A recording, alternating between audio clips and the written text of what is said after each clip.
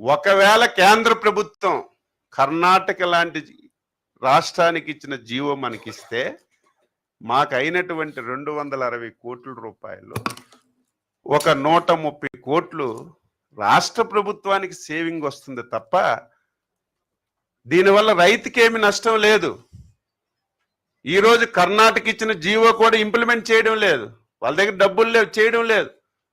ఇదే మామిడి తమిళనాడులో పండింది, కనీసం వాళ్ళు స్పందించలేదు. మనం రైతు కష్టాన్ని చూసి ఇబ్బంది చూసి ఈ కార్యక్రమం మనం చేస్తే దీన్ని రాజకీయ ముసుగులు ఎక్కడికి వెళ్ళినా చూడండి, ఆయన చేసిన మీ కార్యక్రమాలు మీరు రోజు చూపించాలి. ఇటువంటి దుర్మార్గుల్ని ఈ రాష్ట్రంలో ఉంచితే ఎంత నష్టం. మీకు ఉదయం నిన్న మా కేశవ్ గారు చెప్పారు, ఇది ఎగ్జాంపుల్. తెల్లవారితో అందరూ మాట్లాడతారు, తెలుగుదేశం వచ్చింది, ఎన్డీఏ వచ్చింది, 6 మాసాలు సంవత్సరం అయింది, సూపర్ 6 అమలు చేయలేదని చెప్తారు. మేము ఎక్కడైనా డబ్బులు తెచ్చి సూపర్ 6 అమలు చేయడానికి ప్రయత్నం చేస్తే ఆ డబ్బులు రాకుండా అడ్డు పెడతారు.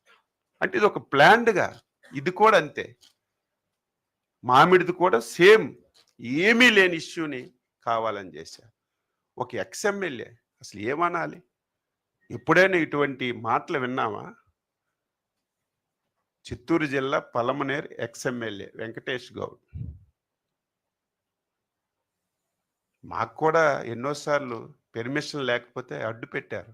నాకు అడ్డు పెట్టి తీసుకెళ్ళి తెలిపారు, నీకు పెర్మిషన్ లేదు అయ్యా, నువ్వు ఆగంటే 5 సంవత్సరాలు ప్రాతినిధ్యం వహించినటువంటి ఒక ఎమ్మెల్యే ఒక డిఎస్పిని రఫా కోసియండి అని కార్యకర్తలకు రెచ్చగొడితే ఇంకా లాండ్ ఆర్డర్ ఎక్కడుంటుంది? సమస్య ఎవరు లాండ్ ఆర్డర్ కాపాడవలసిన వాళ్ళు ఎవరు? అచ్చెన్నాయుడు, సత్యప్రసాద్, మనోహర్ గారు కాదు.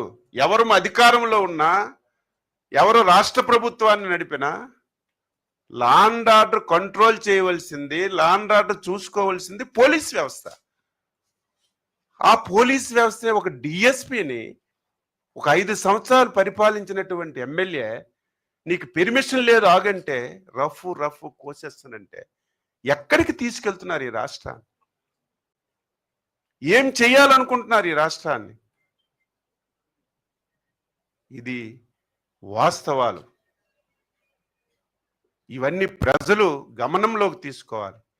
వాళ్ళ గురించి మాట్లాడాలంటే నాకు ఇష్టం ఉండదు, చాలాసార్లు చెప్పాను, ఆయన పేరు ఎత్తాలన్న, పార్టీ పేరు ఎత్తాలని. కానీ ప్రజలకి చెప్పకపోతే, ప్రజలకి ఇవన్నీ తెలియకపోతే ఏం చూపిస్తారు సాక్షిలో, సోషల్ మీడియాలో? 5 లోడ్లు మామిడి పళ్ళు రోడ్డు మీద, సినిమా సెట్టింగ్లో జగన్ కారుళ్ళు మట్టడం, అయ్యయ్యో రైతులు మామిడి పళ్ళు కొనడం లేదు, ప్రభుత్వం మోసం చేసింది అని చెప్తారు. నేను చెప్పింది అబద్ధమా? చిత్తూరు జిల్లాలో 80% పర్చేజ్ అయిపోయింది, అన్నమయ్య జిల్లాలో 99% అయింది. ఈరోజే క్యాబినెట్లో 260 కోట్లు రిలీజ్ చేశారు. ఈరోజు కేంద్ర ప్రభుత్వం వైపు చూడలేదు, రిలీజ్ చేశారు. రేపటి నుంచో ఎల్లుండి నుంచో సిస్టమేటిక్గా ఏ రైతు దగ్గర ఎన్ని క్వింటాలు కొన్నాం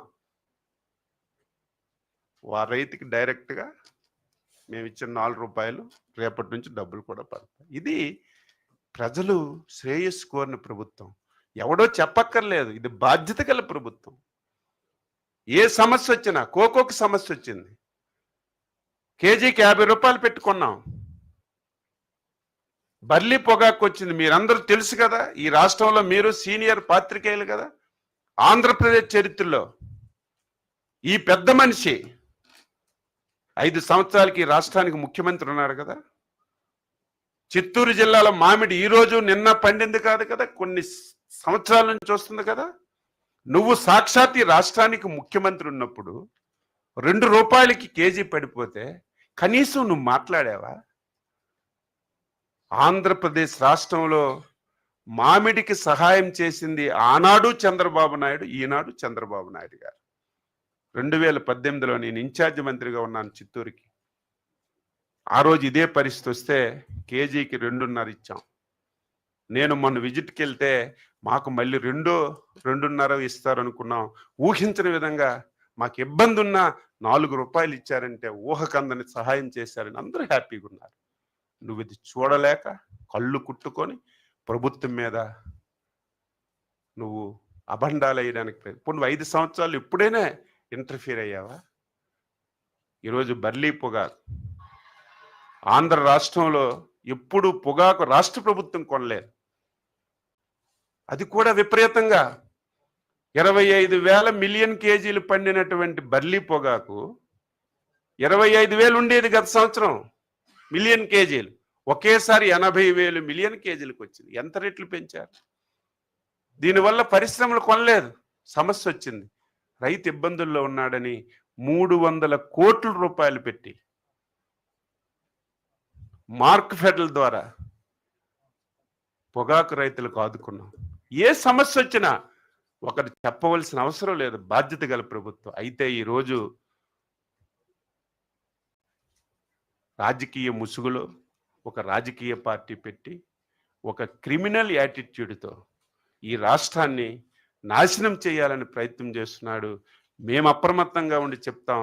ప్రజలు కూడా అప్రమత్తంగా లేకపోతే, ప్రజలు కూడా ప్రశ్నించకపోతే, ప్రజలు కూడా తిరగబడకపోతే చివరికి నష్టం జరిగేది ఈ రాష్ట్రానికని ప్రతి ఒక్కరూ తెలుసుకోవాలని చెప్పి సందర్భంగా తెలియజేస్తూ, ఇది ఒక డ్రామాలో భాగంగా ఒక ప్లాన్ ప్రకారం జరిగిపోయిన తర్వాత లేనటువంటి సమస్యని ఆయన రాజకీయ పబ్బం గురించి